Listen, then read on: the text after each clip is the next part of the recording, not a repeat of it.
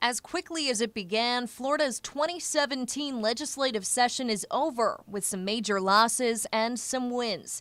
The session began with tension, namely between Governor Rick Scott and House Speaker Richard Corcoran, when Corcoran looked to cut funding for the economic and tourism development agencies Enterprise Florida and Visit Florida.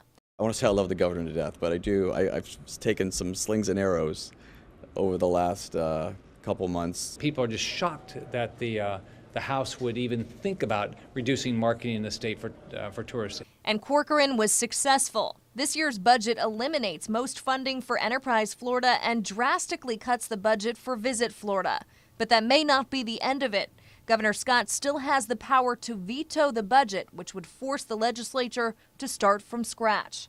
For gun rights supporters, the session came with several losses. Sarasota Senator Greg Stubbe advocated for a series of controversial gun bills. It's very important to me that people have the ability to defend themselves, and that's why I keep pushing bills like this. One proposed allowing handguns to be carried openly. Another proposed allowing concealed weapons permit holders to be armed at legislative meetings, airport passenger terminals, and college and university campuses, among other locations. There's no evidence to even suggest that the more guns we put in these areas is going to reduce gun violence or violence in itself. There's absolutely none. In the end, none of the bills garnered much support. But there was one win for gun rights supporters, a bill that shifts the burden of proof in stand-your-ground pretrial hearings to prosecutors instead of the defendants. While legislators came close to an agreement, a bill to expand gambling in Florida once again failed.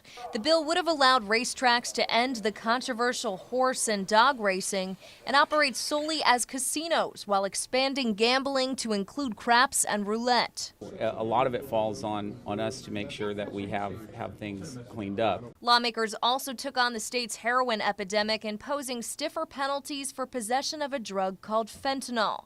Drug dealers whose customers overdose on the powerful painkiller will now be charged with murder. This comes after Governor Rick Scott declared Florida's opioid epidemic a public health emergency. According to the Florida Medical Examiners Commission, fentanyl caused 704 deaths across the state in the first half of last year.